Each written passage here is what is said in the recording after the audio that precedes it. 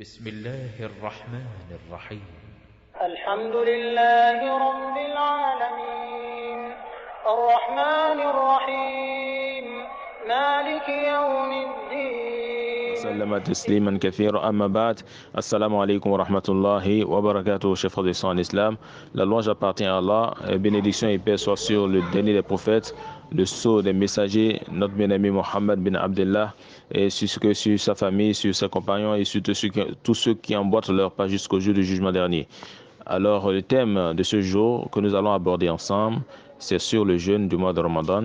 Nous allons parler de la définition du jeûne et nous allons également parler de l'origine du jeûne. Alors, le premier point, la définition du jeûne. Lorsqu'on parle de la définition du jeûne de Ramadan, du jeûne en général, d'ailleurs, le jeûne en général, sur le plan linguistique, il y a une définition et sur le plan également religieux, il y a une autre définition. La définition sur le plan linguistique, de façon générale, as-sawm huwa al-imsak ani shay wa tarku lahu wal kaffu anhu. Donc le jeûne ici, c'est l'abstinence, la privatisation de quelque chose, le fait de délaisser quelque chose, le fait de laisser, d'éviter quelque chose. C'est ça qu'on appelle sawm. Et de façon générale, mutlaq al-imsak wal bu'd an shay.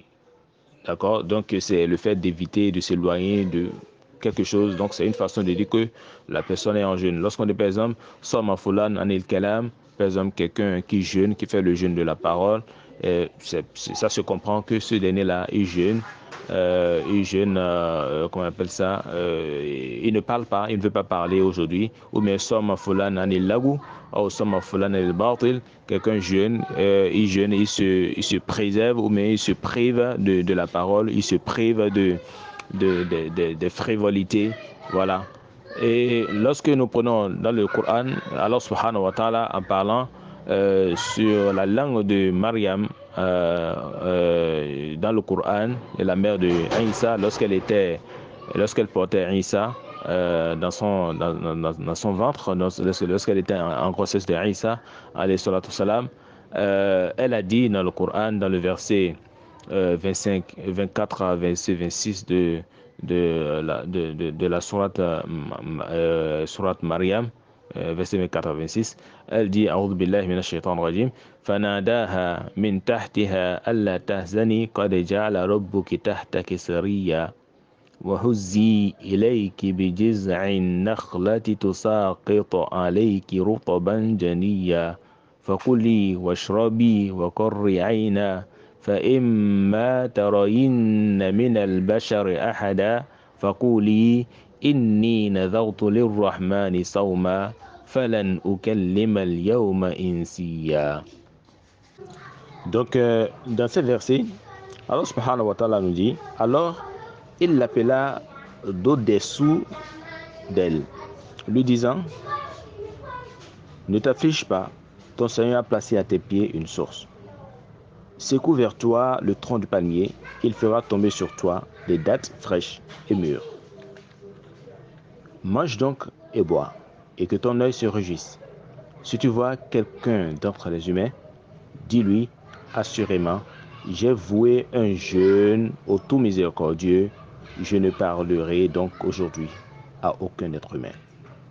Voilà donc ici, je vouais, donc il dit, lorsqu'elle dit j'ai voué un jeûne au tout miséricordieux, c'est le jeûne de quoi? C'est le jeûne de la parole. Ce n'est pas le jeûne, le fait de ne pas manger, ne pas boire. Ici, il s'agit bel et bien du jeûne de la parole. Donc c'est le sens linguistique qui est utilisé ici dans ce verset. Et également, lorsque nous remontons à la parole des Arabes, lorsque par exemple on dit qu'un cheval jeûne, un cheval de guerre, lorsqu'on dit qu'il jeûne, cela veut dire qu'il s'abstient de marcher, de continuer la marche, ou bien de participer à la guerre, à la bataille. Voilà. Dans un vers qui est connu de Nabiga, il dit Qala Nabiga khaylun siyamun wa khaylun ghayru sa'imatin tahta al-ajaji wa khaylun ta'alluku lujuma. Et ici, dans ce vers, An-Nabira nous dit Khaylun siyamun, Donc, khaylun siyamun. Donc, des chevaux qui sont en jeûne, ou un cheval qui est en jeûne, et un cheval qui n'est pas en jeûne. Et également, un autre type de cheval, une autre catégorie de cheval qui est en instance d'aller en guerre, qui a été préparé pour aller en guerre. Donc ici, An-Nabigha, dans son vers, fait un peu la répartition des sortes de chevaux, d'accord, des catégories de chevaux, si on peut dire ainsi. Donc il parle de khayrun sa'imatun, donc un cheval qui est debout, qui ne bouge pas, qui est immobile, qui ne participe pas à la guerre, à une bataille. Donc une autre catégorie de cheval, c'est celle-là qui est en jeûne, plutôt qui n'est pas en jeûne. Celle qui est en jeûne, c'est celle c'est plutôt celui qui est en jeûne, c'est celui qui est immobile, qui est sur place, qui ne participe pas à la bataille. Et celui-là qui n'est pas en jeûne, c'est voilà, celui-là qui n'est pas en jeûne, c'est celui-là qui participe à la bataille, qui participe à la guerre, d'accord, qui est sous les bombes, si possible, on peut le dire ainsi, hein, ou bien sur l'arme, les armes qui pleuvent de partout, les flèches par-ci, par-là. Donc ça, c'est un cheval qui n'est pas en jeûne, qui ne jeûne pas. Et ensuite, la troisième catégorie de cheval, c'est cette catégorie de cheval-là qui est plutôt apprêté, qui est apprêté pour la bataille et qui n'est pas encore sur le champ de bataille. Voilà. Donc, à travers le seul mot, siyam, voilà, sur le plan linguistique, ce que cela peut signifier. Et de façon générale, on peut retenir tout simplement en nous référant à la parole de Abu Ubaïda, une parole qui résume un peu tout cela pour dire que kullu mumsikin an ta'amin aw kalamin aw sayrin fahuwa sa'im.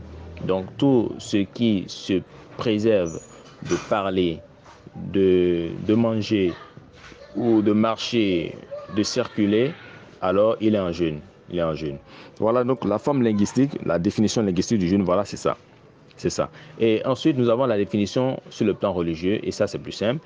De façon générale, de façon conventionnelle, sur le plan religieux, le jeûne signifie at-ta'abbud lillahi ta'ala bil imtina' anil muftirat min tulu'il fajr as-sadiq ila ghurub ash-shamsi ma'aniyya.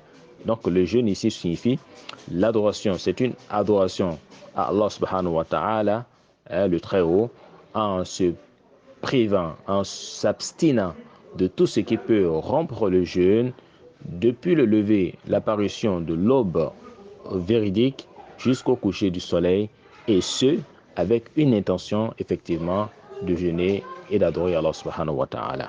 Première étape, il s'agissait, c'était un peu libre, c'était obligatoire, mais l'obligation n'était pas, n'était pas définitive.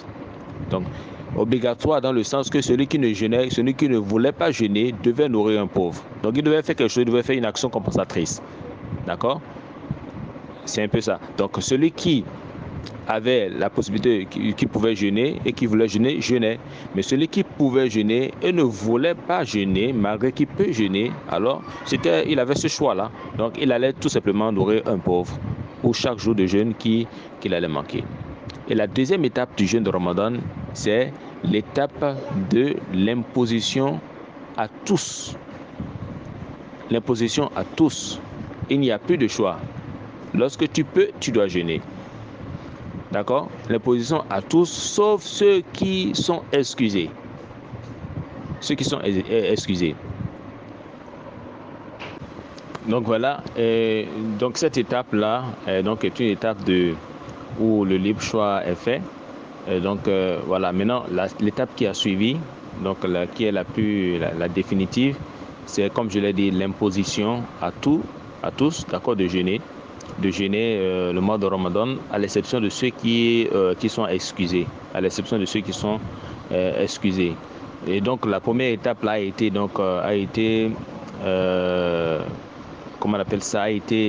remplacée ou a été annulée Donc cette étape-là qui consistait à choisir à choisir entre jeûner ou pas jeûner, cette étape-là. Donc ce verset qui en parle.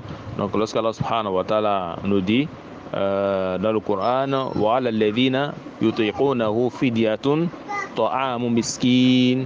Fidyatun ta'amu miskin. Dans la sourate Baqarah verset 684. Faman tatawwa khayran fa huwa khayrun lahu wa an tasumu khayrun lakum in kuntum ta'lamun. Donc ici, dans ce verset-là, Allah subhanahu wa ta'ala fait allusion, n'est-ce pas, à la possibilité, d'accord, pour ceux qui ont la capacité de jeûner mais qui ne veulent pas, de nourrir un pauvre en compensation. Et lorsqu'ils nourrissent un pauvre en compensation, il leur est recommandé, d'accord, de faire quoi, au lieu que ce soit un seul pauvre qui nourrisse, ils peuvent nourrir en plus de cela. Donc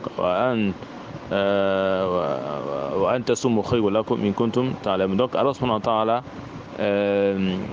donc au détriment ou mais au-delà du fait que cela est un choix, Allah exhorte cependant à faire quoi, à aller vers le jeûne, et que cela est bien meilleur que le fait de nourrir un pauvre ou même de nourrir plusieurs pauvres. Voilà. Donc ici le jeûne a été finalement rendu obligatoire à travers, selon certains savants, à travers le verset où Allah subhanahu wa ta'ala dit Faman shahida minkum ash-shahr falyasumhu. Faman shahida minkum ash-shahr falyasumhu. Quiconque donc est témoin, est présent pendant ce mois-là, alors qu'il jeûne. Donc à partir de ce mois-là, le jeûne de Ramadan est devenu une obligation pour toute personne, d'accord, capable de jeûner. Et la compensation a été laissée finalement pour ceux-là qui n'ont plus la capacité de jeûner, comme par exemple les vieillards ou bien des personnes qui sont malades d'une maladie définitive qui les empêche de jeûner.